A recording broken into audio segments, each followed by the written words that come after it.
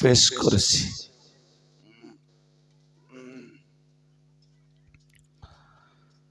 পঠিত আয়াতটাকে এক্সপ্লানেশন করা, ব্যাখ্যা বিশ্লেষণ করা,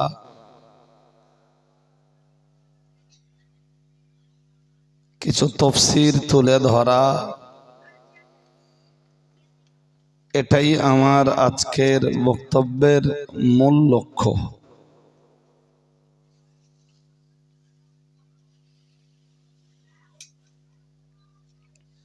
যদি একটা মজলিসে বসে অন্তত একটা আয়াতের তাফসীর শুনতে পারেন, সেটাও নিঃসন্দেহে আপনার জন্যে, আমার জন্যে, আজকের এই মজলিস পরিচালক, আয়োজক সকলের জন্যে তা সৌভাগ্যের বিষয়।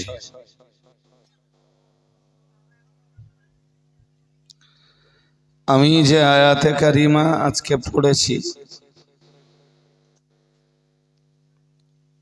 সূরা বাকারার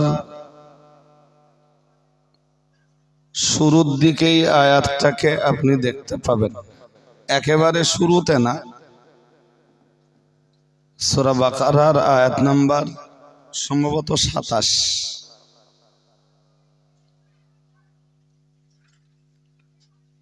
সুতরাং আয়াতটাকে বুঝবার আগে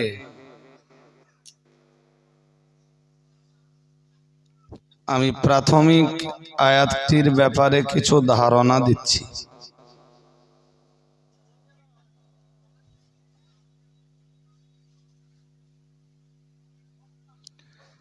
আয়াতটাতে ৩ শ্রেণীর মানুষের আলোচনা আছে।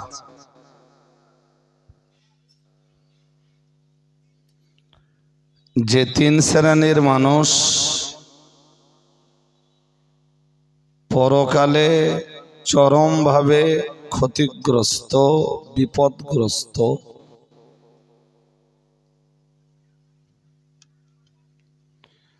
যে ৩ শ্রেণীর মানুষের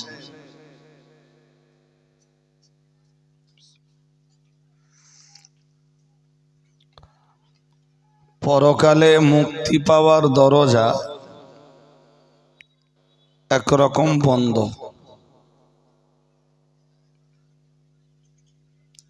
যে ৩ শ্রেণীর মানুষের জান্নাতবাসী হওয়া কঠিন থেকে কঠিনতর ব্যাপার,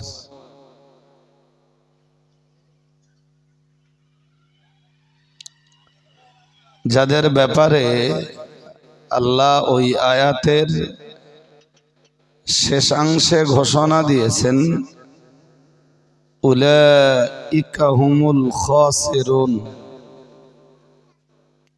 আল্লাহ বলেন তারা ক্ষতিগ্রস্তদের অন্তর্ভুক্ত, তারা বিপদগ্রস্তদের অন্তর্গত,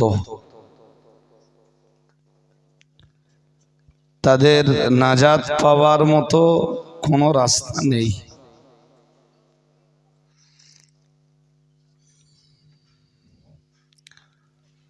আমি আগেই বলেছি যে তারা ৩টি শ্রেণীতে বিভাজিত।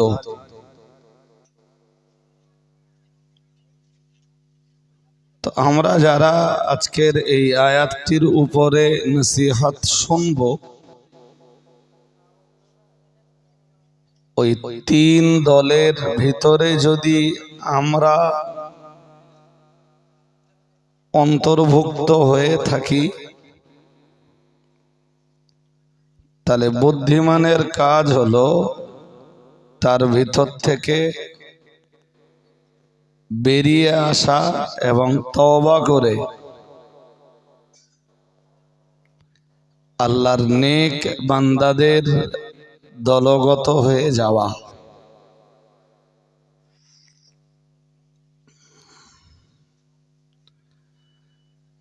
এবারে চলুন আমরা দেখে নেই ওই আয়াতে কি আছে, কোন তিন শ্রেণীর মানুষ ক্ষতিগ্রস্ত।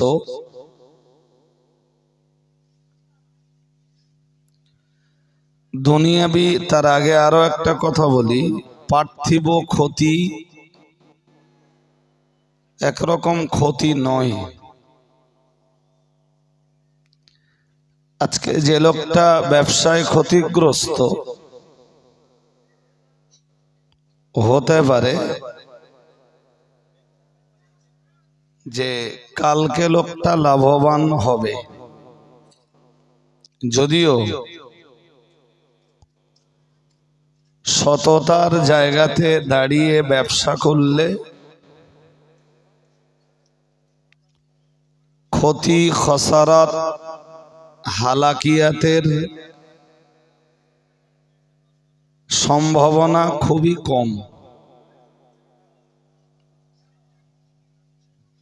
এর সাথে আর একটা কথা ইনক্লুড করলে ভালো হয়, সেটা হলো যারা ব্যবসার মালে যাকাত দেয় এবং যারা সততার সাথে বিজনেস করে, তিজারাত আঞ্জাম দেয়। বাংলাতে আপনারা যেটাকে বলেন ব্যবসা বাণিজ্য,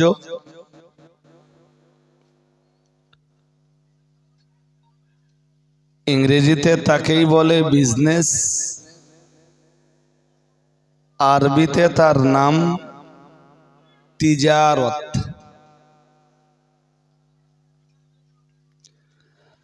কোরআন শরীফে এই তিজারতের কথা অনেক জায়গাতে এসছে, আর হাদিস শরীফে তো অ্যাভেলেবেল।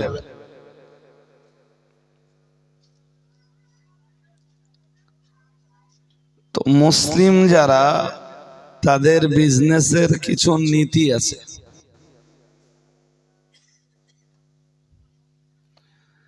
যে নীতিগুলি অবলম্বন করলে একজন বিজনেসম্যান দুনিয়াতেও লাভবান হয় আর পরকালে জান্নাতে যাওয়াটাও তার জন্যে পরিপক্ক হয়ে যায়। সুবহানাল্লাহ। আজকে আমার বক্তব্য যদিও অর্থনীতি নিয়েও নয় আর ব্যবসা নীতি নিয়েও নয়, তবু একটা নীতি বলছি।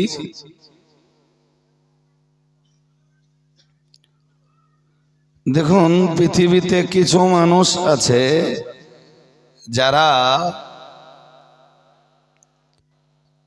বিজনেসের আঙিনাতে দাঁড়িয়ে আল্লাহকে ভুলে যায়।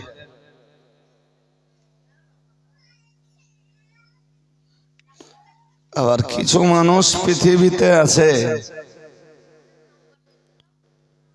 যারা ব্যবসার ক্ষেত্রে দাঁড়িয়ে, বাণিজ্যের আঙিনায় দাঁড়িয়ে আল্লাহ ভোলা হয় না।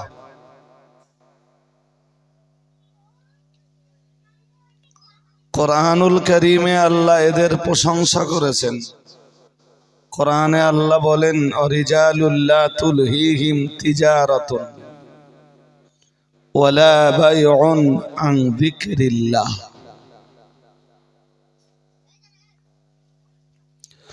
কোথায় আছে আমি সন্ধান আপনাকে দিতে পারবো।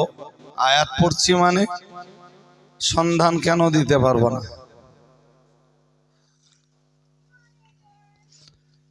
তা আল্লাহ বলেন অরিজালুন, আর পৃথিবীতে কিছু মানুষ আছেন লা তুলহিহিম তিজারাতুন, ব্যবসা যাদেরকে ভুলিয়ে দেয় না। যারা বসছেন অন্তত বাইরে মন দেন না, আমি যা বলছি সবই কোরআন সুন্নাহের আলোকেই বলছি, একটা কথাও আমার নয়। যারা এখানটায় গেজাগেজি হচ্ছে কেন? হ্যাঁ, এখানটা কিসের গেজাগেজি?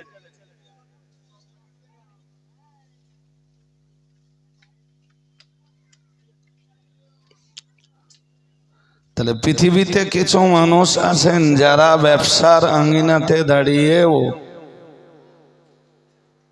লাতুলহিহিম তিজারাতুন,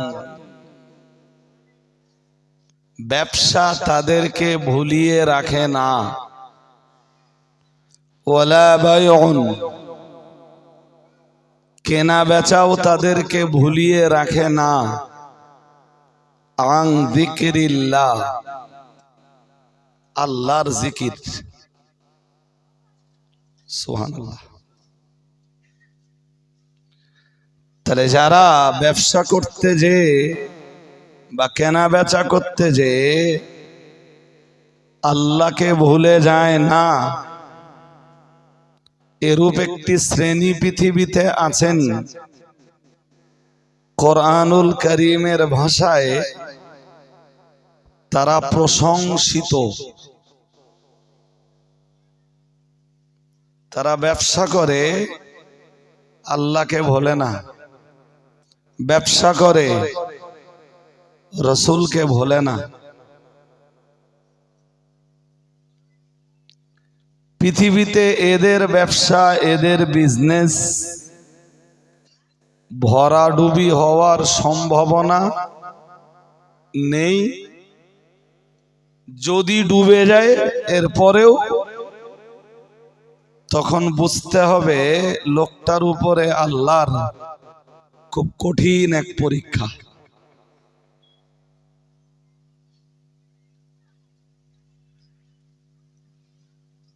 আরো কিছু নীতির কথা বললে হয়তো ভালো হতো, বাট আজকের আমার পঠিত আয়াতের বিষয় তা বলে না। কখনো যদি একজন মানুষের ব্যবসা নীতি কি হবে, কেমন হবে, এই রূপ আলোচনা করতে বসি, সেদিন বিষয়গুলি একটার পর একটা গুছিয়ে গুছিয়ে আপনার কাছে উপস্থাপন করবার সুযোগ হয়তো পাবো। আল্লাহ কবুল করুন, বলুন আমিন। কিন্তু এটা একটা মূল নীতি যে কালেমাওয়ালা ব্যবসা করবে অথচ আল্লাহকে ভুলে যাবে, এটা হতে পারে না।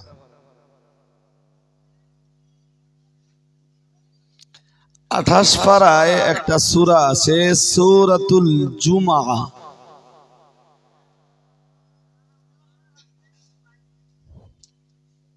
রাসূল তখন মদিনায়।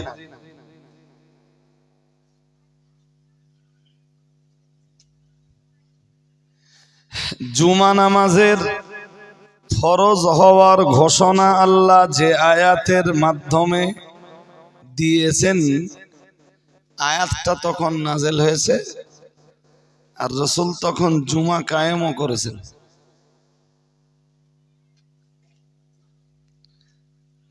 জুমার দিনে খুতবা হয় না? হ্যাঁ না বলবেন তো, মুখে কথা নেই কেন? খুতবা হয় না? তো জুমার খুতবা হচ্ছে। তৎকালীন আরবের নিয়ম ছিল, কোন কাফেলা বিদেশ থেকে মাল নিয়ে মক্কা বা মদিনার কোন বাজারে ঢুকলে ঢুকবার সাথে সাথে বাজারে যারা থাকতো ওরা ঢাক ঢোল পেটাতো, আর এই ঢাক ঢোলের আওয়াজ পেয়ে সবার কাছে মেসেজ পৌঁছে যেত যে নতুন কোন কাফেলা বাজারে ঢুকেছে, মাল আমদানি হয়েছে।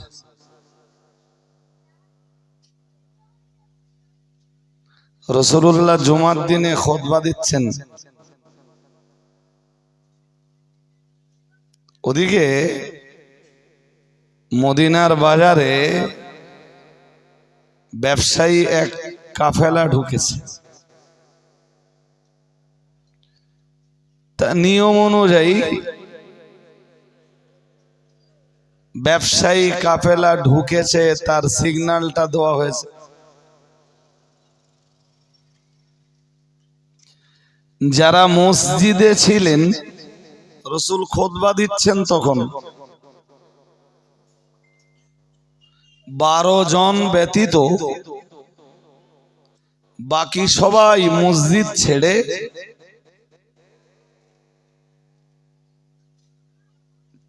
ফিরে এসছে বাজারে। এই খুতবার পরে নামাজ হবে, আর খুতবা দিচ্ছেন তাও বিশ্বনবী।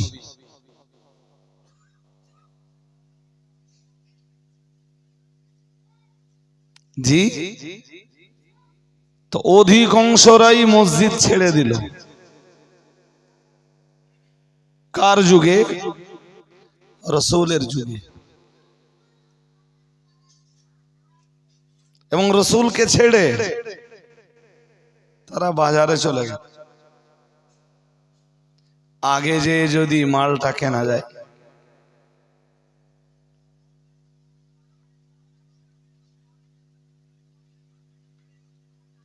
রাসূলুল্লাহ নিজের কাজ সমাপ্ত করলেন। তবে এই যারা মসজিদ ছেড়ে চলে গেল, সেদিন রাসূলের চেহারার দিকে তাকালে বোঝা যাচ্ছিল যে বিষয়টিতে রাসূল খুশি নন।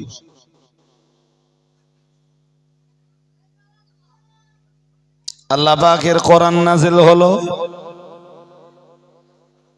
28 পারা সূরাতুল জুমার ভিতরেই রয়েছে, ওয়াইযা রাআও তিজারাতান, মহান আল্লাহ জানিয়েছেন যখন তারা দেখে কোন ব্যবসার মালামাল ঢুকেছে,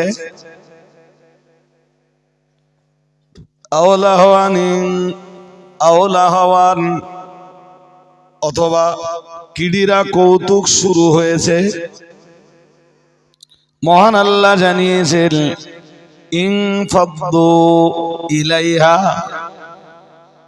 ওয়া তারাকুকা কাইমান, তখন তারা আপনাকে একা একা ছেড়ে দিয়ে ব্যবসা বাণিজ্যের দিকে ঢলে পড়ে। ঠিক যে ঘটনাটা ঘটলো, ওই ঘটনার প্রেক্ষাপটেই সূরাতুল জুমার এই ছোট্ট অংশটা। মন লাগিয়ে শুনুন, আমি কোরআন সুন্নাহের বাইরে একটা কথাও বলবো না, আর শিখবার মতো একটুখানি কিছু পেলেও আমার কাছে পাবেন ইনশাআল্লাহ। ওয়াইযা রাআও তিজারাতান আও লাহওয়ান ফাদু ইলাইহা ওয়া তারাকুকা কাইমান।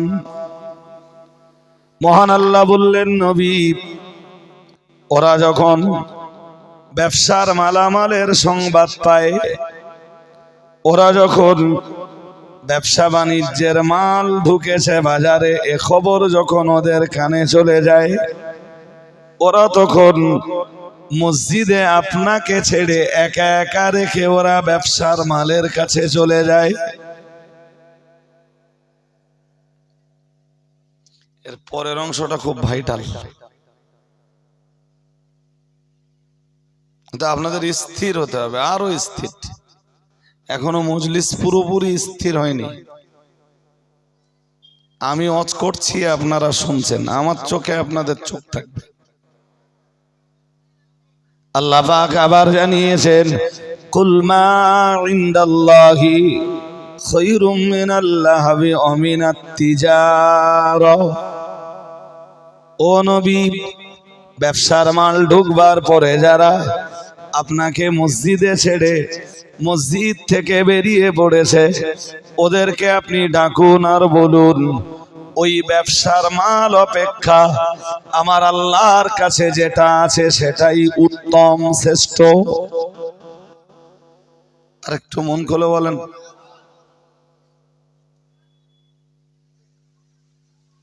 খুব ভাইটাল পয়েন্ট বলো। কুল মা ইনদাল্লাহ খায়রুম মিনাল লাহবি ওয়া মিনাত তিজারা, ওই ব্যবসার মাল অপেক্ষা আল্লাহর কাছে যা আছে সেটা নিঃসন্দেহে উত্তম, নিঃসন্দেহে তা শ্রেষ্ঠ।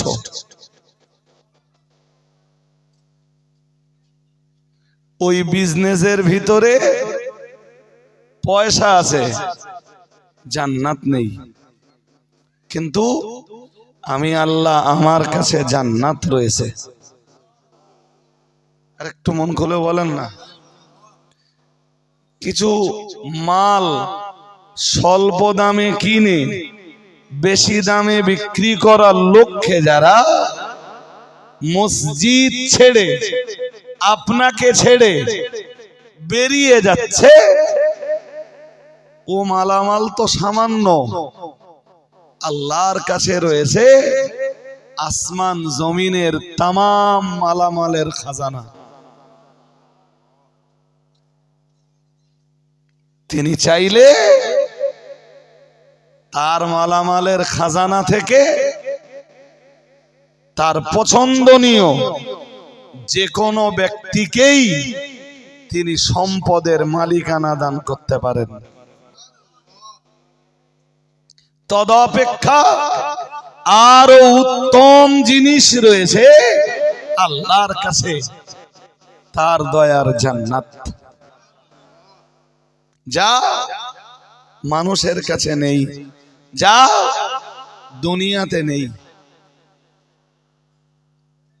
সুতরাং আপনাকে মসজিদে ছেড়ে আপনাকে খুতবারত অবস্থাতে ছেড়ে দিয়ে মসজিদ ছেড়ে মালামালের জন্য বেরিয়ে যারা গেছে তারা কাজ সঙ্গত কাজ করেনি।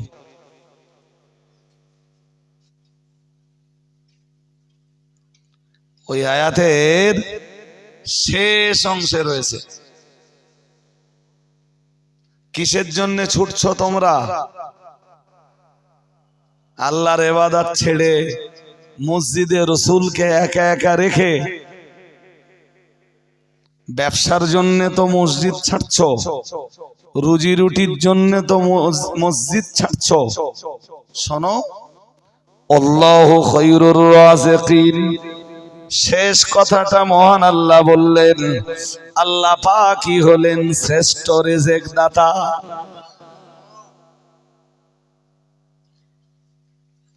এমনি রিজিক দাতা দ্বিতীয় কেউ নেই। আচ্ছা, কেউ রিজিক দাতা কয়জন? একজন। তো যিনি রিজিক দাতা তিনি শ্রেষ্ঠ। সুতরাং ব্যবসার জন্য তুমি আল্লাহ ভোলা হতে পারো না, ব্যবসার জন্য তুমি রসুল ভোলা হতে পারো না। এই থিওরি থেকে কোরআনুল কারীমের এই থিওরি থেকে এটা স্পষ্ট হয় ভাই, আমরা যিনি যে কাজেই থাকি নামাজের সময় ওয়ার্ক স্টপ, কাজ বন্ধ। মাঠে চাষবাস, আজান হয়েছে, বন্ধ করুন। তুমি যা চাষবাস করছো তার তুলনায় আল্লাহর কাছে যা আছে সেটা শ্রেষ্ঠ, আর তিনি শ্রেষ্ঠ রুজি রুটি দাতা। তুমি এখন তারে একটু ডাকো, তার জন্যে মাথাটা নিচু করে দাও, তার জন্যে তুমি সাজদা দাও, তার জন্যে রুকু করো, রুকুতে যে বলো সুবহান রাব্বিয়াল আযীম, সুবহান রাব্বিয়াল আযীম, সুবহান রাব্বিয়াল আযীম।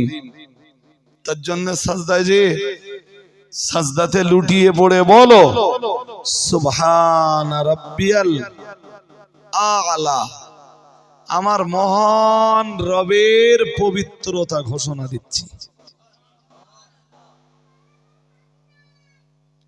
তিনি তোমার রুজি রুটিতে সচ্ছলতা দিবেন, তিনি তোমার রিজকে বরকত দিবেন, তিনি তোমার সাংসারিক জীবনের অসচ্ছলতা অভাব অনটনকে দূর করে দিবেন। ডাকো তাকে যিনি শ্রেষ্ঠ রিজিক দাতা। কামাই বেশি করার ধান্দায় তার জিকিরটা ভুলে যেও না।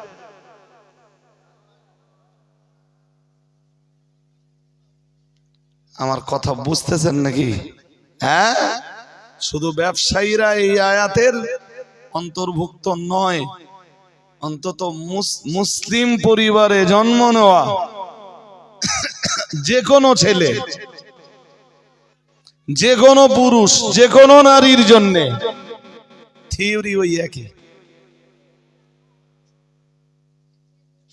ঘরের কোনো মহিলা কাজ করছে, কাজ ছাড়ো, কাজ পরে, আগে আল্লাহকে ডাকো। কি গোছাচ্ছ তুমি বাড়ি? আলমারি, শোকেস, সংসারের খুঁটিনাটি জিনিস, জামা কাপড় গোছগাছ, এ যা করছো সব দুনিয়ার জন্যে। তোমার পরকালের গোছগাছ কতটা হয়েছে? এ তো যা করছো সব তোমার দুনিয়ার সংসারের জন্যে। তোমার পরকালের সংসারের জন্যে কি করেছো তুমি? আজান হয়েছে, এখন সব ছাড়ো। আসমান আর জমিনের খালিক আর মালিক যিনি, আসমান আর জমিনের মাঝে যা কিছু আছে সবকিছুর খালিক মালিক যিনি, তার জন্য তুমি একটু সাজদায় লুটিয়ে পড়ো। তুমি সংসারের গৃহকর্ত্রী, তুমি একজন গৃহিণী।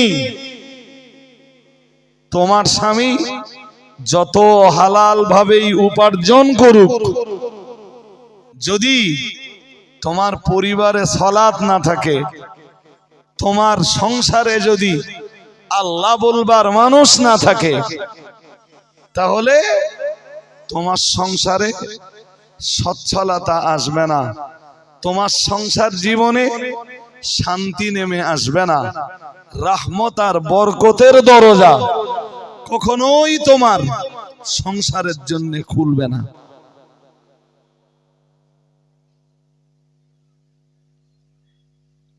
স্ত্রীদের অনেক দায়িত্ব থাকে ভাই, শুধু পুরুষেরা পয়সা উপার্জন করে নিয়ে আসবে জি, আর তাছাড়া পুরুষের নামাজের জায়গা মসজিদ, নারীর নামাজের জায়গা ঘরের কোণ।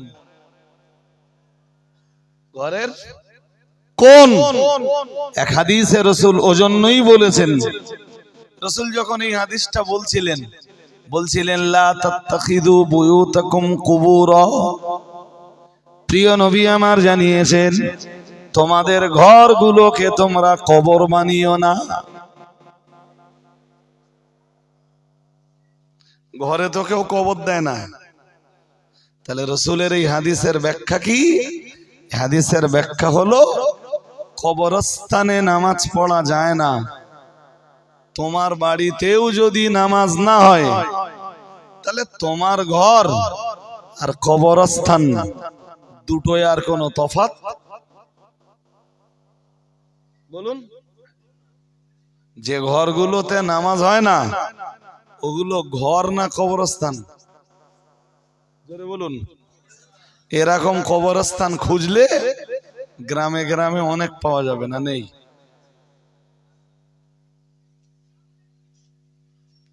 ভাই আমি এই সন্ধ্যাবেলা নিজের প্রশংসা পাওয়ার জন্য কথা বলছি না, বলো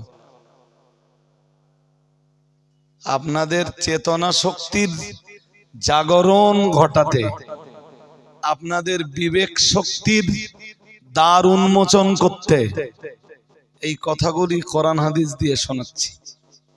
রাসূল ওই হাদিসটা যখনই বললেন, সাহাবারা কি করতেন?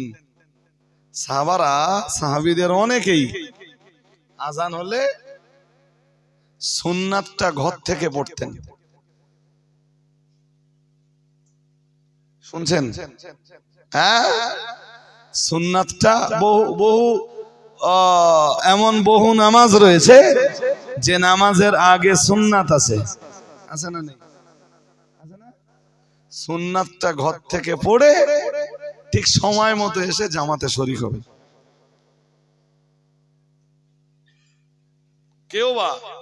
আবার কেউ ফরজটা পড়ে বাকি নামাজগুলো বাড়িতে যেয়ে পড়বেন, ঘর যাতে কবর সমতুল্য না হয়।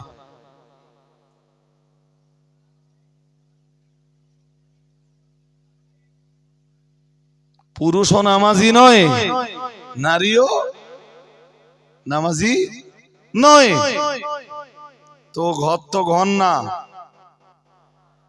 বলুন কি? মাই রিকোয়েস্ট, আপনার এত টাকা খরচ করে তৈরি করা এই ঘরটা আপনি কবরস্থানে পরিণত হতে দিয়েন না।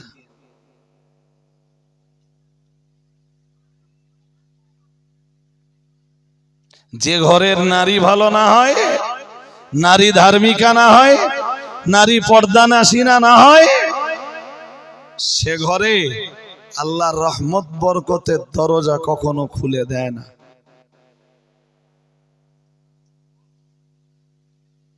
সারাদিন ধরে মোবাইলে এটা সেটা দেখতে দেখতে দিন কেটে গেছে। জোহর, আসর, মাগরিব, এশা, ফজর, কোনো নামাজ নেই। আপনি কি ভাবতেছেন যে বিশাল পয়সা উপার্জন করেও সংসারে শান্তি হবে? যদিও আমার বক্তব্যের প্রসঙ্গ তা ছিল না, আমি কামব্যাক করব যে আয়াত শুরুতে পড়েছিলাম ওখানে। এখানে একটা কথা একটু বলে রাখি, কোরআন বলেছে 16 পারা সূরা তাহার 124, 125, 126 পরপর 3 আয়াতে। একটা কথাও আমি বলছি না, বলো, আমি জাস্ট কথাগুলো গুছিয়ে বলছি আপনাকে। আল্লাহ পাকের কোরআন জানিয়েছে ওমান আরাদা আন যিকরি, মহান আল্লাহ জানিয়েছেন আর যারা আমার জিকির থেকে মুখ ঘুরিয়ে নিয়েছে। জিকির শব্দটার অনেক অর্থ। জিকিরের এক অর্থ নামাজ, আর এক অর্থ বিধান। আল্লাহ যে বিধানগুলো দিয়েছেন এই বিধানগুলিকেও আরবিতে, বিধানগুলির আরবি এক নাম জিকির। জিকিরের আর এক অর্থ কুরআন। তা আপনি যে কোনো অর্থে প্রয়োগ করে দেখুন, অর্থ পাওয়া যাবে। ওমান আরাদা আন যিকরি, মহান আল্লাহ জানিয়েছেন আমার জিকির থেকে যারা মুখ ঘুরিয়ে নিবে।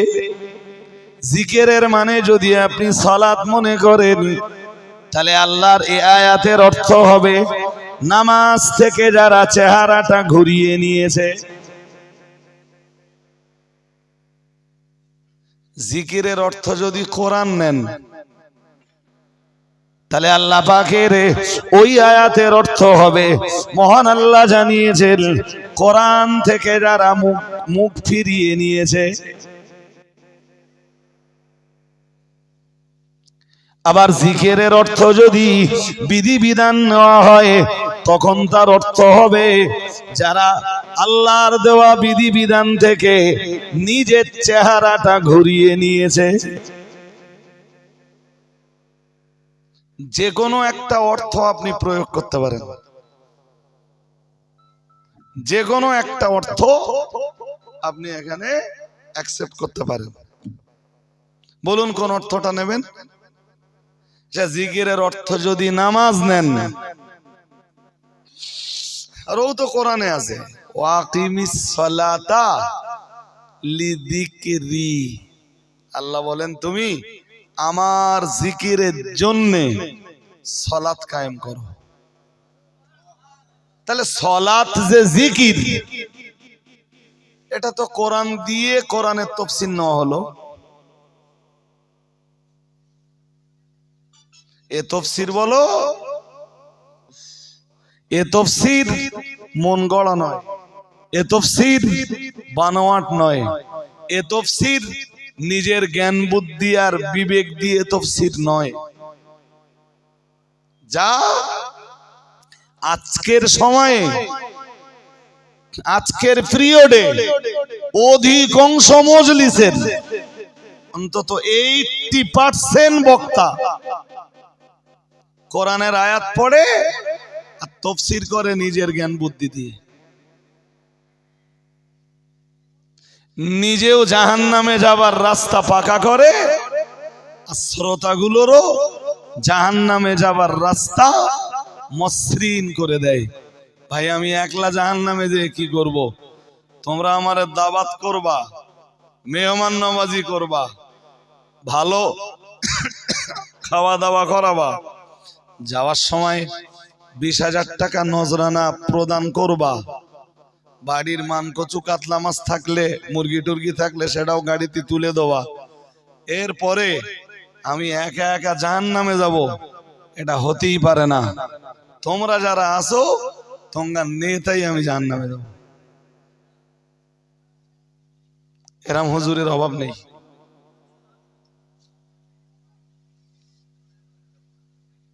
জি এ কথা বললে জি সমাজের এক অংশ আমাকে বলবে, হয় বলবে রজব আলী সাহেব কাঠি দেয়, নইলে বলবে রজব আলী সাহেব গীবত করে।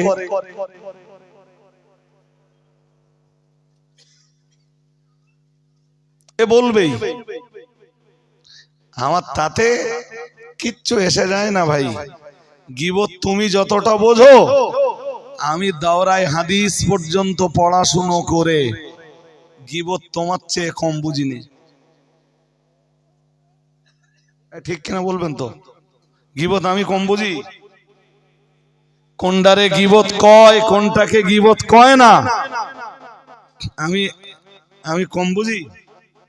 বরং যারা বলে গীবত করছে তাদেরকে গীবতের সংজ্ঞা তাদের কাছে চাইলে তারাও এক্সাক্ট সংজ্ঞা বলতে পারবে না।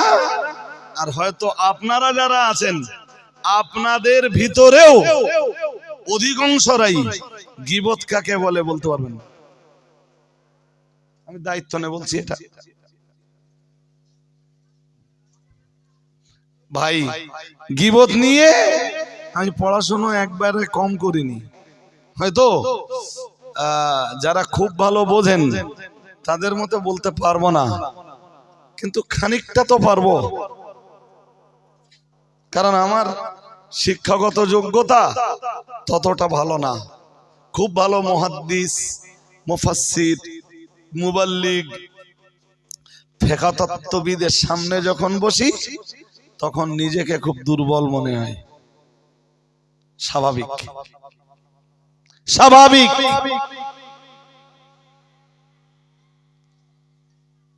কিন্তু খুব লজ্জার সাথে বলতে হয়, এই সমাজে এমন বক্তা পাবেন খুঁজলে 20,000 টাকা ভিজিট। ঘুম পাচ্ছে সন্ধ্যাবেলায় নাকি? 20,000 টাকা ভিজিট, কোরআনটাও পড়তে পারে না। পারে কিনা আপনাদের এলাকার যে কোনো একজন হাফেজকে ডেকে আনুন, আমার সাথে মত বিনিময় করবে ইনশাআল্লাহ। যদি হিংসা না করে এখানে এখানে দাঁড় করাবো হাফেজকে, আর আমি আমার কথা সাক্ষী বানিয়ে জিজ্ঞেস করব যে যদি আমি বলি যে আজকের পশ্চিমবঙ্গের 90% বক্তা কোরআন পড়তেই পারে না, তফসির বলেন, তাবিল বলেন, ব্যাখ্যা বলেন, বিশ্লেষণ বলেন, এক্সপ্লানেশন বলেন, এসব বহু দূরের কথা, 90% বক্তা কোরআনটা পড়তেই পারে না। তো তাদের কাছে আপনি তফসিরের কল্পনা করেন কোন জ্ঞানে?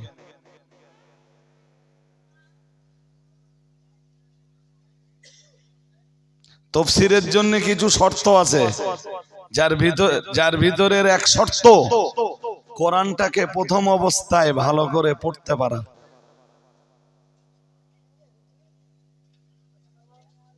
এ কথা বললে ওই একই কথা লোকে আমারে বলবে যে এ লোক গীবত করে বেড়ায়, কাটিতে বেড়ায়। কিচ্ছু এসে যায় না ভাই, কিচ্ছু এসে যায় না। আমারে দাওয়াত করার পরে এমন বহু বক্তা পাবেন খুঁজে, যে যাদেরকে দাওয়াত করতে গেলে বলবে রজব আলী সাহেবের সাথে আমরা সভা করিনি। কমিটি এই এবছরের এক কমিটি আমারে দাউদ নে করে পুরো নাজেহাল হয়ে গেছে এই ডায়মন্ডের একটা জলসায়। তা কমিটি এত শক্ত, বলছে হুজুর আমরা বহু বক্তার কাছে গেছি, এরপরও সিদ্ধান্ত নিয়েছি যে কোন বক্তাই যদি না আসে শুধু আপনাদের জলসা শেষ করব, কিন্তু আপনার চাই আমরা।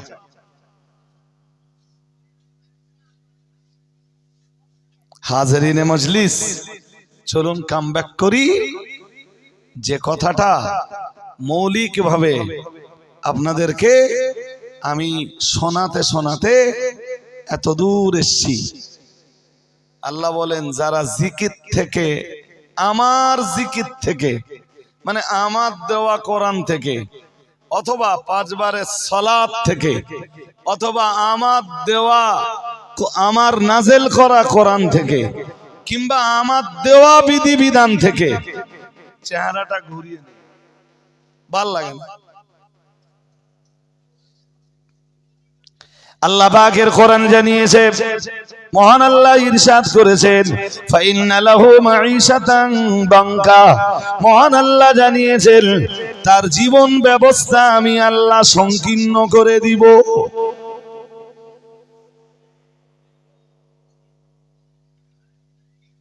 খুব মন দিয়ে না শুনলে কথা বুঝবেন না। বলো, তার জীবন ব্যবস্থা কি করে দিব? পকেটে টাকা থাকবে, আলমারিতে টাকা থাকবে, শোকেসে টাকা থাকবে, ব্যাংক ব্যালেন্স থাকবে, সোনা দানা থাকবে, মার্বেল বসানো শান্তি মানে বিল্ডিং থাকবে, এসি গাড়ি থাকবে, মনে শান্তি থাকবে।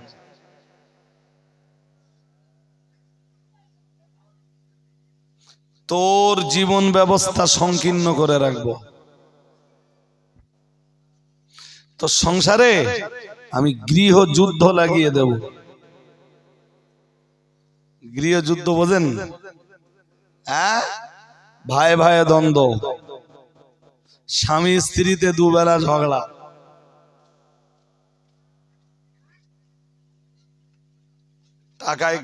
টাকায় কিছু হবে। আমার দিকে ওদিকে দেখলে হবে না, আসবে যাবে, কেউ আসবে কেউ যাবে।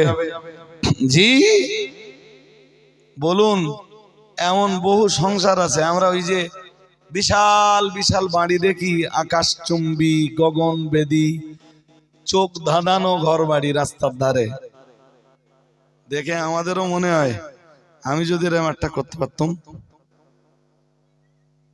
হয় কিনা? হ্যাঁ না বলবেন তো?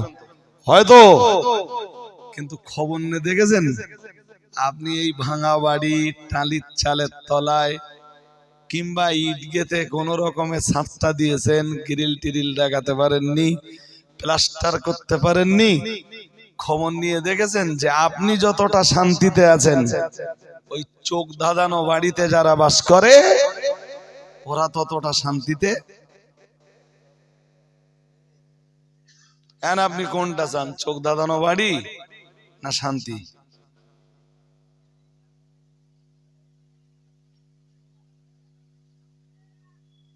তাই বলছিলাম যে আপনাদের বিবেকের দ্বার উন্মোচন করতে বসেছি, আপনাদের চেতনা শক্তির জাগরণ ঘটাতে বসছি।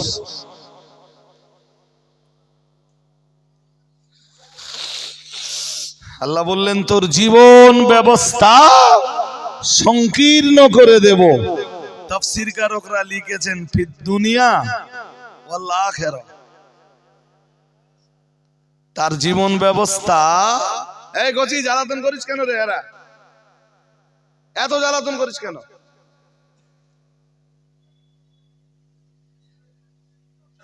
তোর জীবন ব্যবস্থা শুধু দুনিয়াতে সংকীর্ণ করে দিব না, আখিরাতেও তোর জীবন ব্যবস্থা সংকীর্ণ করে ছাড়বো। আর আখিরাতের প্রথম ঘাঁটি কবর। কবর সংকীর্ণ মানে কবর সংকীর্ণতার মানে বোঝেন?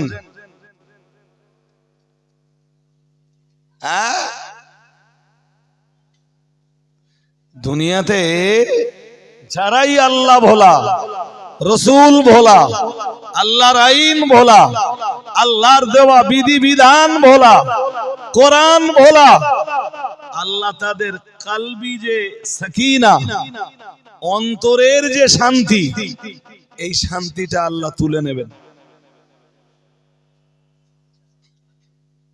আমি উদাহরণ দিলে আপনি আরো বুঝবেন। কি ভাবেন এই যারা লোকের মেরে কেটে ধনী হয়েছে এরা মনের দিক দিয়ে খুব শান্তিতে আছে? ওরা পৃথিবীর যেখানেই থাক কোনো না কোনো সময় বলো ওদের বিবেক বলে যে তুই কাজটা ভালো করিসনি, এর ফল বলো আখেরাতে।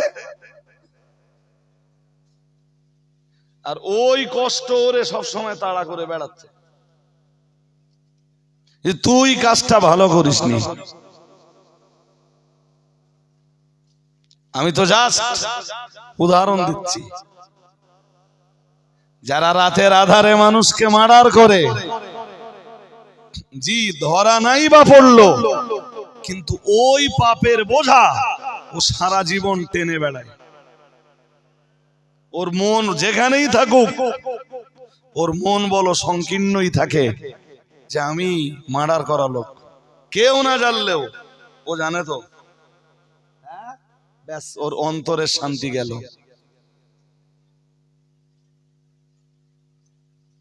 মদ খেলে সাময়িকের জন্যে কিছুটা শান্তি, কিছুটা আনন্দ অনুভূত হলেও মুসলিম ঘরের বাচ্চা ও বিশ্বাস করে ওর পরকাল আছে, পরকালে আমায় আল্লাহ ছাড়বেন না, এই চিন্তা ওরে সব সময় তাড়া করে বেড়ায়। কিন্তু ও মদ ছাড়তে পারে না, শয়তানের চলে পড়ে, ব্যাস ওর দুনিয়ার শান্তি শেষ। ব্যভিচারী, দৌড় ঠেলা, জি নারীর প্রতি অশালীন আচরণকারী, নারীর ইজ্জত লুণ্ঠনকারী, জেনাকার, সে যতই লুকিয়ে জেনা করুক তার মনের ভিতরে এক অশান্তি বলো সব সময় লেগেই থাকে। আর এই চিন্তাটা তার ব্রেনে সব সময় কাজ করে। কে জানি কেউ ধরে ফেলবে না তো, কেউ জানতে পারবে না তো, জানলে মান সম্মান সব শেষ।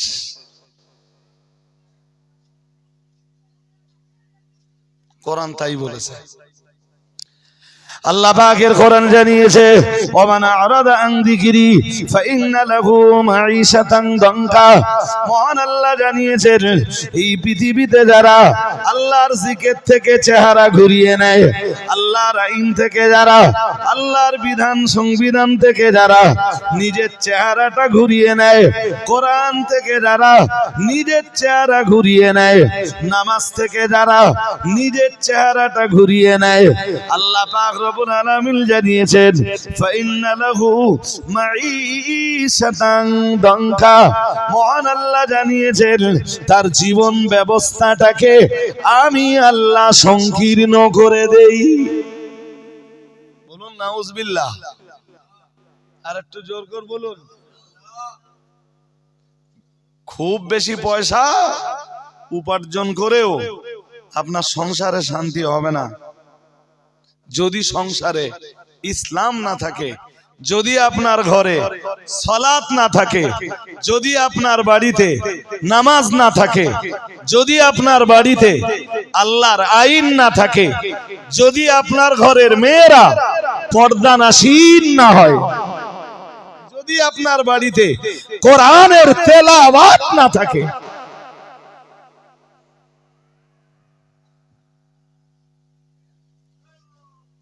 শুনছেন না অন্য মনস্ক আছেন?